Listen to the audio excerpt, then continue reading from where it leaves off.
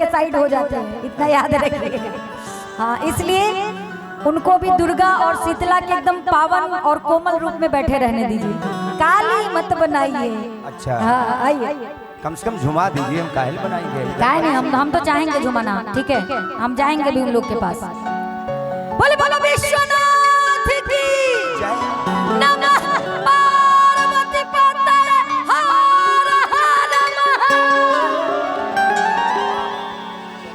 ये बात ऐसे, इसीलिए कहते हैं क्या मालूम है? आइए, बड़ा सुंदर गीत सुनेंगे तो जो आज पहचानते होंगे जान जाएंगे। आइए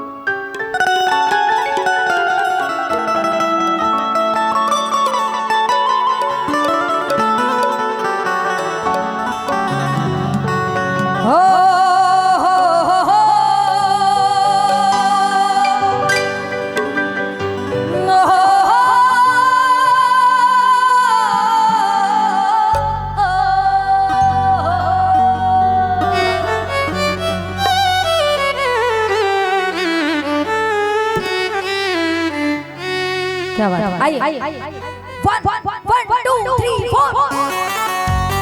क्या बात है? थोड़ी सी तालियां भोले बाबा भोलेनाथ की। पूरे हाथ ऊपर सभी के सीधे सीधे। पीछे वाले थोड़ा सा तालियों का साथ दीजिए। जय हो।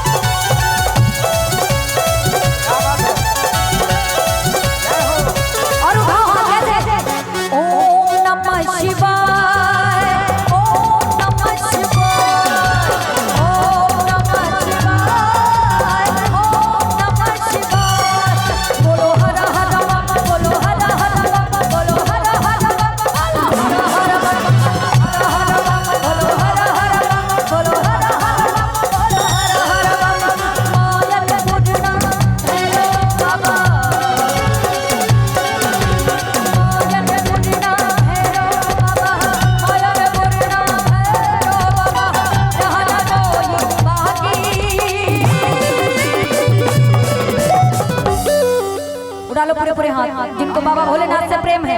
इधर से भी सभी लोग सीधे हाथ, आप लोग भी उठा लीजिए थोड़ा थोड़ा, और ताली बजा के कि बम बम बोल रहा है गाजी, बम बोल रहा है गाजी, बम बोल रहा है गाजी, बम बोल रहा है गाजी।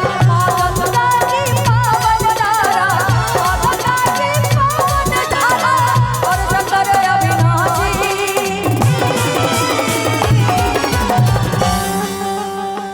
सच में ये बिहार वाले लड़के, कहीं भी रील का जमाना मत छोड़ना, थोड़ा पॉकेट में रखो फोन थोड़ी देर के लिए, अभी काफी लंबा चलेगा, रख लो भाई।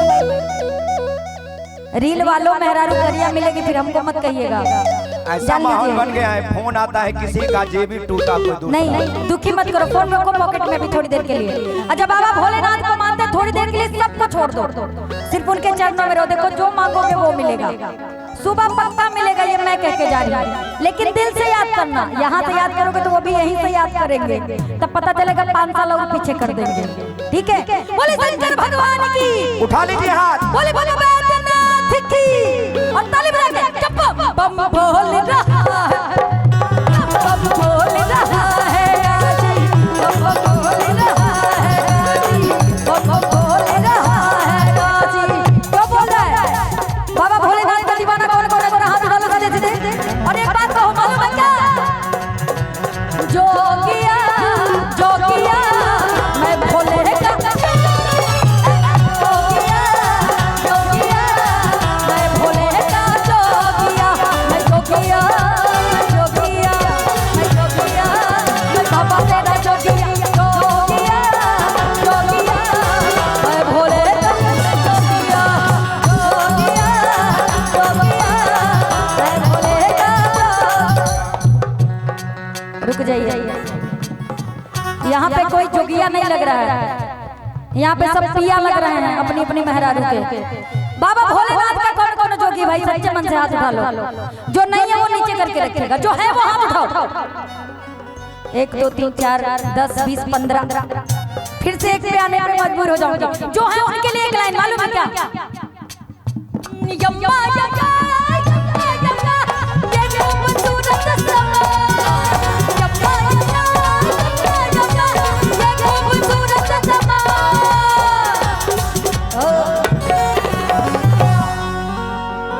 इतना खूबसूरत समा इसके बाद कोई बना देगा ना तो मैं फ्री में आऊंगी गाने, ये जान लो। मैं फ्री में लखीसराय आऊंगी गाने अगर इतना खूबसूरत बना देगा कोई तो। उठा लो पूरे हाथ सभी लोग। बाबा भोलेनाथ की कसम है जिनके हाथ नीचे रहे, हाथ उठाना लात मत उठा लेना, नहीं तो वो त्रिशूल मारेंगे ना तो वापस स्वर्ग चले जाओगे। बोले बोले भोलेनाथ की और तन कि यम्मा यम्मा यम्मा यम्मा ये खूबसूरत समा यम्मा यम्मा यम्मा यम्मा ये खूबसूरत समा। और क्या सोचो दिल दिमाग में कि बस आज बस आज बस आज बस आज की रात है जिंदगी कल तुम कहाँ हम कहाँ, बस आज की रात है जिंदगी कल तुम कहाँ हम कहाँ। यम्मा यम्मा यम्मा यम्मा ये खूबसूरत समा यम्मा यम्मा यम्मा ये खूबसूरत समा। बोले शंकर भगवान की, बोलिए गौरा पार्वती मैया की। और इधर से हमारी थोड़ा गणेश की मम्मी लोग भी हाथ उठा ले, जो बाबा भोलेनाथ की पूजा करत हो वो। हे बाबा भोलेनाथ हमरे लड़का के नौकरी लगवा दा, हे भोले बाबा हमरे बेटा के IPS बना दा, हे बाबा भोलेनाथ हमरे बेटा के टीचर बना दा। ऐसा ही कुल बना ले वो, थोड़ा हाथ उठाइए पूरे पूरे कि बस आज बस आज बस आज की रात है जिंदगी कल तुम कहाँ हम कहाँ, रात है जिंदगी कल तुम कहाँ हम कहाँ। बम बम बोल रहा है काशी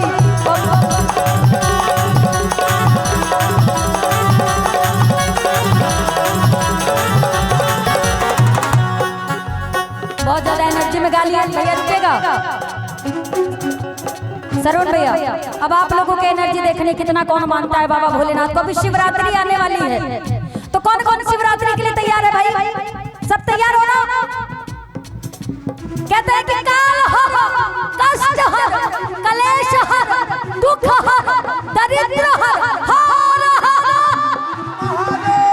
और इसी बात में क्या कहेंगे, हाथ ऊपर होने चाहिए पूरे पूरे। और क्या तेरे तेरे तेरे लिए हर एक से रिश्ता मैं तोड़ दूं, तेरे लिए हर एक से रिश्ता मैं तोड़ दूं, तेरी गली ना छोड़ूं मैं, तेरी गली ना छोड़ूं भोले। इधर ध्यान है सरुण भैया। अच्छा कौन कौन सावन में जल लेके जाता है? देवघर जाते हैं ना आप लोग? कसम से बता रहे हैं ये बाबा विश्वनाथ का भजन है। जितने लोग जानते हैं सबकी मनोकामना पूरी होगी अगर सच्चे मन से हाजिरी लगाएंगे तो। और दिमाग से लगाइएगा तो भी दिमाग से खेलेंगे, फिर हमको मत कहिएगा कि आप झूठ बोलती हैं, क्योंकि जैसा कहते हैं जैसी करनी वैसी भरनी। तो हम अच्छी करनी करेंगे तब ना भगवान हमारे भंडारे भरेंगे। पता चलेगा यहाँ ज्योति माही शंकर भगवान का भजन गा रही हम अपने गर्लफ्रेंड से बतिया रहे हैं, ऐसा नहीं होना चाहिए ना। बोले शंकर भगवान की कि तेरे लिए हर एक से रिश्ता मैं तोड़ दूं, तेरी गली ना छोड़ूं भोले, कि तेरी गली ना छोड़ूं भोले, दुनिया में छोड़ दूं कि तेरी तेरी गली ना छोड़ूं मैं। क्या छोड़ देंगे कि तेरी गली ना छोड़ूं मैं? अरे दुनिया में छोड़ दूं, तेरी गली ना छोड़ूं मैं, दुनिया में छोड़ दूं, तेरी गली ना छोड़ूं मैं, दुनिया में छोड़ दूं।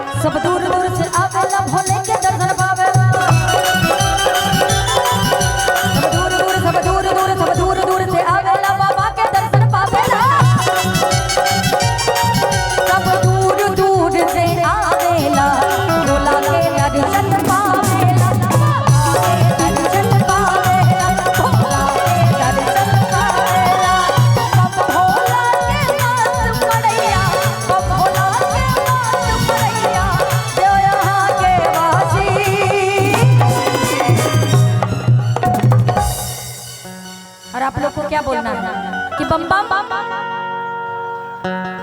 अच्छा बम बम बोल रहा है, यहाँ काशी नहीं बोल रहा है, हमारा बिहार है, तो हम लोग ये भी बोल सकते हैं कि बम बम बोले बिहार के वासी। क्या कहते हैं एक बिहारी 100 पे भारी। देखो हमारी रोजी रोटी भी बिहार से ही चलती है, तो हमारे लिए बिहार सर्वोत्तम है, ठीक है। तो हमारे बिहार की जगत जननी कौन है? सीता मैया। बोले सियापति रामचंद्र की जय जय श्री राम, जय जय बिहार। अपना पाहुन के एक बार बुला ला, फिर कोई हो। अच्छा हाँ के बार मालूम बा? प्रभु श्री रामचंद्र जी, है ना? जय जय श्री राम, जय जय श्री राम। हो सब दूर दूर से आवेला, भोला के जलवा चढ़ावेला, बम भोला के मस्त नगरिया, बम भोला के मस्त नगरिया, देवया के वासी।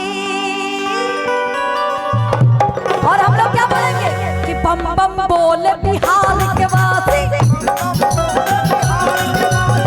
बम बोले बिहार के वासी।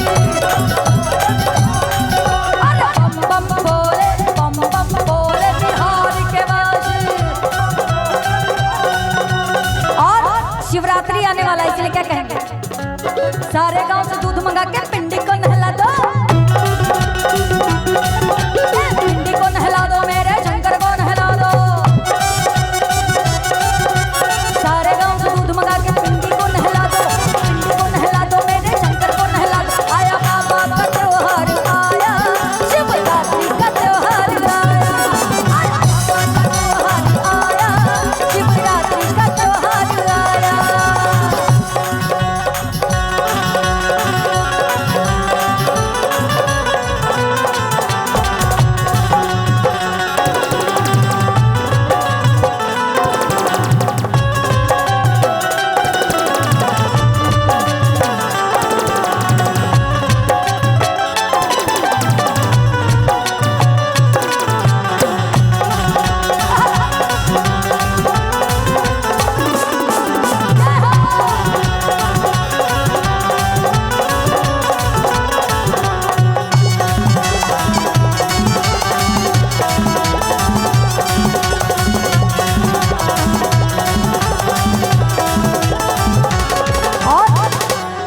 हो जिस शहर की मिट्टी पारस है,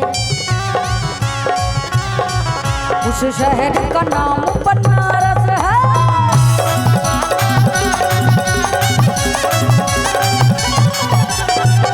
कहते हैं बनारस कैसे बना? बनारस का मतलब है बना हुआ रस, इसीलिए उसको कहते हैं बनारस।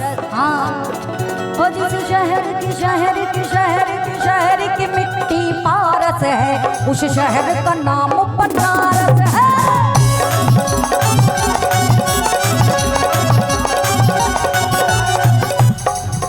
जिस शहर की मिट्टी पारस है, उस शहर का नाम बनारस है।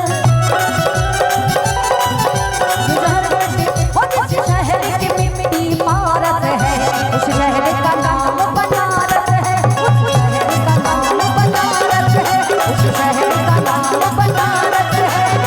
बिना नाम के मस्त पड़ैया, बिना नाम के मस्त पड़ैया, जो यहाँ के वासी। अच्छा भजन का ये अंतिम लाइन है। जितने लोग बाबा भोलेनाथ के दीवाने हैं, जरा पूरे पूरे हाथ उठाएं। जितने दीवाने हैं, जितने किसी और के दीवाने हैं, वो हाथों को नीचे रखते हैं। देखो भैया उठा लो भाई। हाँ ये बात तब बतावा। और आइए सीधे ताली बजा करके पूरे पूरे हाथ ऊपर और एक साथ मिलके कि बम बम बोल रहा है काशी, बम बम बोल